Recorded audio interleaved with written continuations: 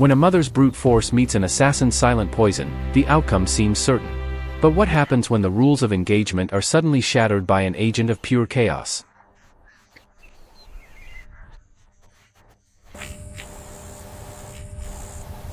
On the sun-scorched plains of the African savanna, a battle as old as time is about to unfold.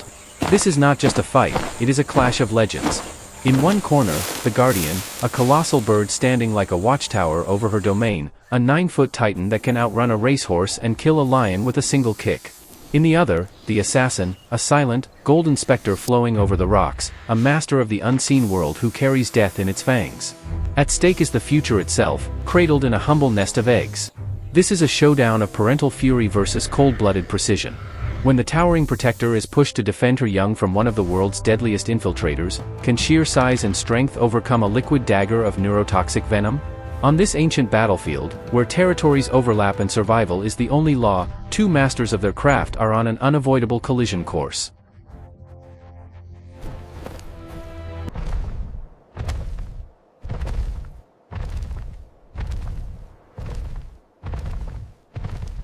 Let's break down the tale of the tape. First, the Guardian, Struthio camelus, the largest bird on Earth. Standing up to 9 feet tall and weighing over 300 pounds, this is a true heavyweight of the savanna. Her body is built not for flight, but for power and incredible speed, a biological engine capable of reaching 45 miles per hour. But her primary weapon is the mortal kick.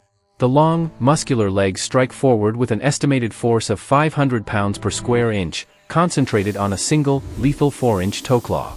It is a biological battering ram, a weapon capable of disemboweling a lion with one decisive blow. Her armor, however, is one of awareness. With eyes larger than her own brain, her unparalleled vision can spot a threat from miles away, making her a living fortress. And now, the assassin, Naja nivea, the Cape Cobra. A sleek middleweight reaching up to 6 feet in length but weighing a mere 3 pounds. This predator trades overwhelming size for stealth and lethal precision. Its body is a muscular tube of pure agility, designed for silent, sinuous movement through the undergrowth.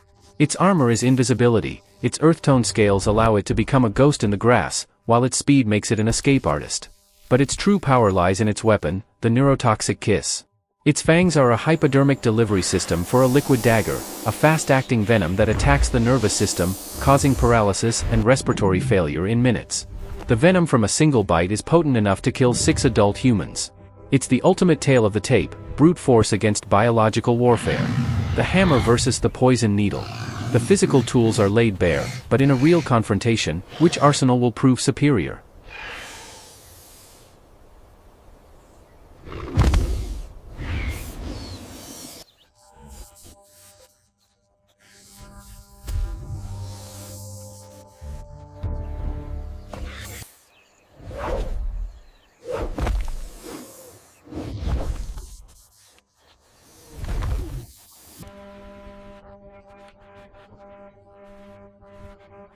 To understand the coming battle, we must first understand the battlefield. The great savannas of southern Africa are a world of constant exposure, an unforgiving arena where survival is a daily struggle. For the ostrich, this is her kingdom. The wide-open grasslands give her a supreme advantage, allowing her unparalleled vision to scan for threats in every direction. Her life is a constant, vigilant patrol, a 360-degree surveillance of her territory. But the same terrain that offers her vision offers the cobra endless opportunities for concealment. The rocky outcrops, termite mounds, and dense undergrowth create a maze of shadows and hiding places. This is the world of the cold-blooded assassin, a network of cool, dark crevices perfect for avoiding the midday sun and staging a patient, methodical hunt. Their worlds are different, yet their territories overlap completely. Though one is a plant-eater and the other a hunter of small animals, a single, irresistible prize puts them on a collision course. In a shallow scrape in the earth lies the ultimate treasure, 24 colossal, cream-colored eggs. For the mother ostrich, who has dedicated her entire being to their protection, these eggs are her legacy. For the hungry Cape Cobra, whose tongue tastes the rich scent of life on the wind, the nest is an irresistible jackpot. One egg contains more energy than a dozen of its normal meals. The motive is set. The stakes could not be higher. As the cobra emerges from the grass, the ostrich spots the threat. She unleashes a deep hiss, fanning her wings to appear even larger. The cobra responds, rearing up and flaring its iconic hood. The standoff is electric. A statue of parental fury faces a swaying specter of death. The air crackles.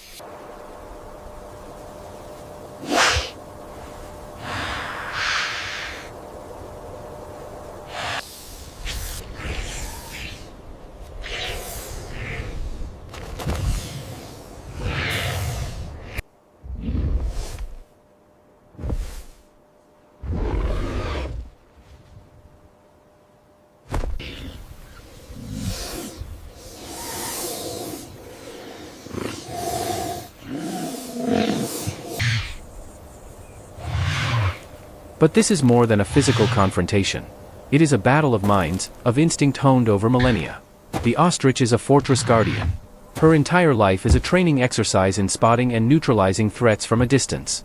Her strategy is one of intimidation backed by overwhelming force. A deep hiss and a powerful stomp are often enough to send a would-be predator like a jackal scurrying. But this is not mindless aggression. When facing an airborne threat, she employs a different tactic, flattening her long neck against the ground in a brilliant act of camouflage. This is intelligence driven by an all-powerful parental instinct, a raw, primal fury that makes her fearless and utterly relentless. Her adversary operates with a vastly different profession. The Cape Cobra is a specialist thief, a solitary hunter that relies on stealth, patience, and lethal efficiency. It is a master of the ambush, using every piece of cover to its advantage. Its mind is a cold, efficient calculator, constantly assessing risk versus reward. Against a formidable foe like a mongoose, it will not hesitate to feint and execute a strategic retreat. Its weapon is a hypodermic of pure neurotoxin, a sophisticated biological tool that doesn't need to overpower its target, it only needs to touch it. It operates on pure instinct honed by evolution, understanding range, timing, and the precise moment to strike. Primal fury versus cold calculation. A guardian's defensive mind against an assassin's opportunism. Two vastly different intelligences on a collision course.